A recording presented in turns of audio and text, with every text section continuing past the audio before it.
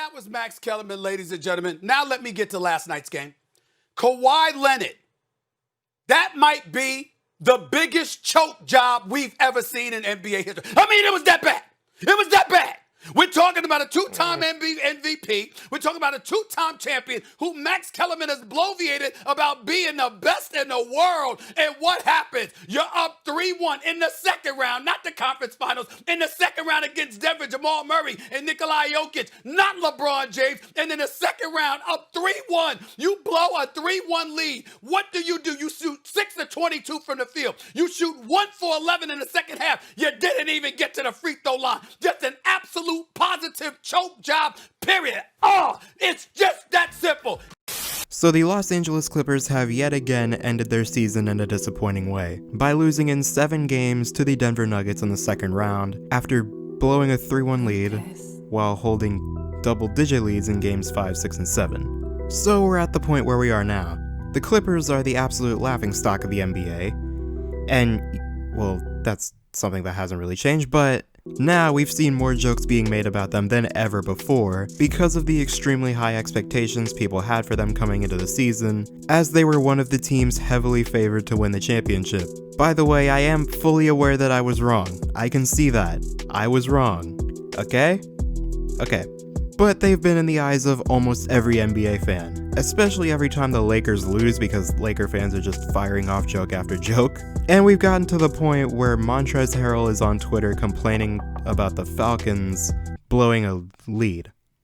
Weird. But anyway, that's all fun, but we also need to realize that while this is the trendy thing to do now, this isn't gonna last forever. As a Golden State fan, I know this firsthand.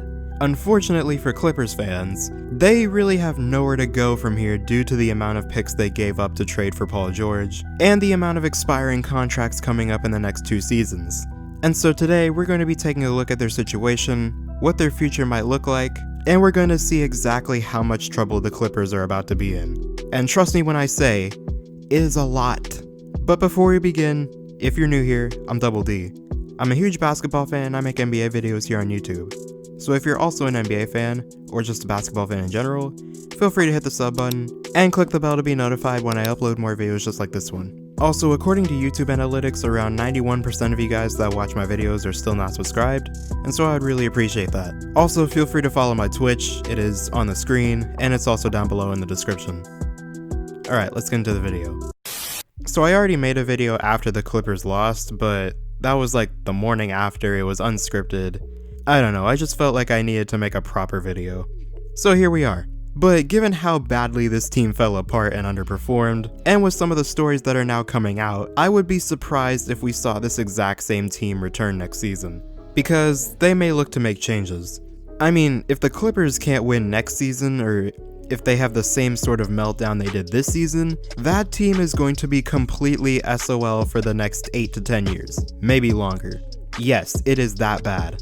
So for starters, you have Paul George, who the Clippers traded way too many assets to get, and I always thought that ever since it happened. The Clippers traded Shai Gilgeous-Alexander, Danilo Gallinari, and 5 first-round picks, with 4 of them being unprotected, and 2 pick swaps. In return, they got Paul George, who shot 4 for 16 and hit the side of the backboard in a Game 7. This means that the Clippers now have 0 first-round picks until the 2027 draft. And it's because they traded for this. They've gotten a number of second shots, though. George, way off, hits the side of the backboard. So that's one reason they're in trouble, but they also have a ton of contracts that are set to expire soon. Kawhi only has 1 more guaranteed year left on his deal, which I still can't understand why they signed him to just 2 guaranteed years instead of signing him to 3. But yeah, he only has 1 year left, and then he has a player option. Paul George has 1 guaranteed year left on his deal that he signed with OKC. Montrezl Harrell's contract expires this offseason, and he is an unrestricted free agent. Lou Williams' contract expires in 2021, and he is also an unrestricted free agent.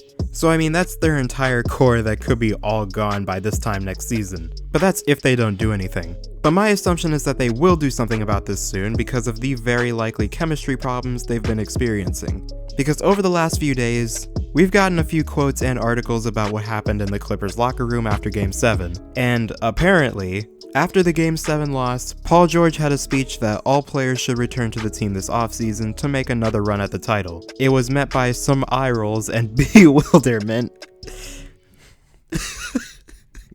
I'm sorry, I'm just picturing it in my head.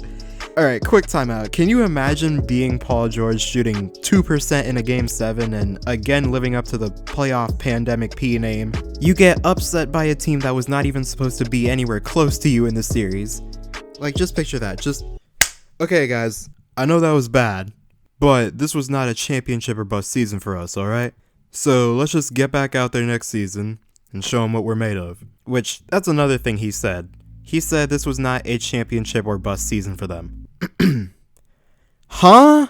Okay, if you would have lost to the Lakers, then fine. That wouldn't have been that big of a deal.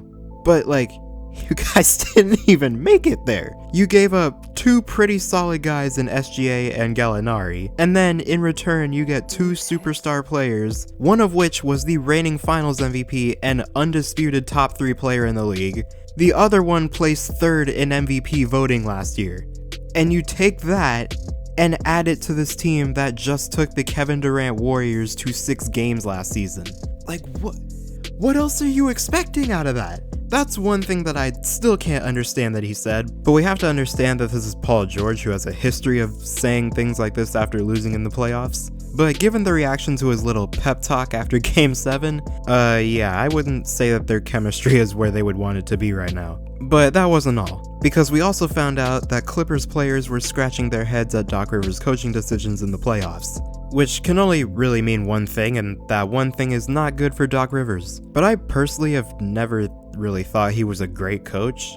He's a good coach, don't get me wrong, but he's not a coach that deserves to be in some of the conversations that people put him in. We have to remember that he's only coached a team to 1 ring, and that was when they put together an insane team by adding Kevin Garnett and Ray Allen in 1 offseason. Because during his previous 3 seasons of coaching the Celtics, they only averaged 34 wins per year. And then all of a sudden they go from 24 wins in the 2006-2007 season to 66 wins the very next year. So there's that. There's also the fact that this is now the 3rd time in his career that he has coached a team that blew a 3-1 lead. The 2003 Magic, the 2015 Clippers, and now the 2020 Clippers. And I think that part of it is just the fact that he rarely makes adjustments, but also the fact that they run a really flawed offense. Rusty already made a video going into detail on this, so I won't spend too long here, but if you watch the Clippers at all this season, you probably would have been able to see that their offense is really just Kawhi and Paul George ISOs and pick and rolls,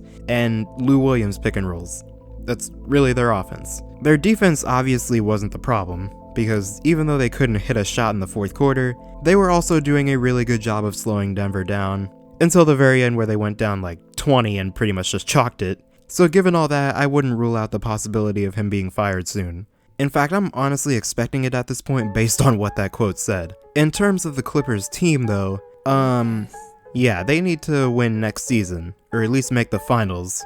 That's like the bare minimum they need to do to keep this team together. Because if not, then you have the possibility of losing both Kawhi Leonard and Paul George to free agency. And your whole plan of pairing them up and winning a title now, all that goes down the drain. Your entire franchise goes down the drain. You'll have no stars, and you'll have no picks. If this doesn't work out, you literally traded this wall of draft picks, and in return, you would likely brick your franchise for the next 7, 8, 9 years not really being able to do anything. I mean, you could pray that you find a sleeper pick in the 2nd round like a Draymond Green or something like that, but that's really your only hope. So I think if you were the Clippers, I might look into trading Paul George. Because you saw it this season.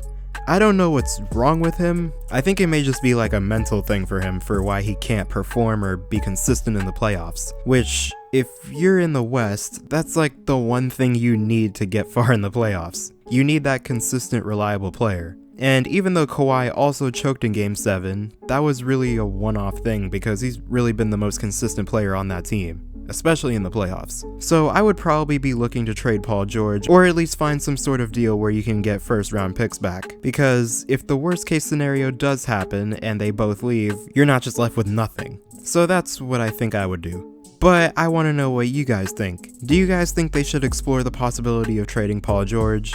Let me know what you think down below. But with all that being said, I hope you guys enjoyed this video. Subscribe if you're new, hit the bell to be notified when I upload, comment down below what you want to see next, and as always, I'll see you guys in the next one.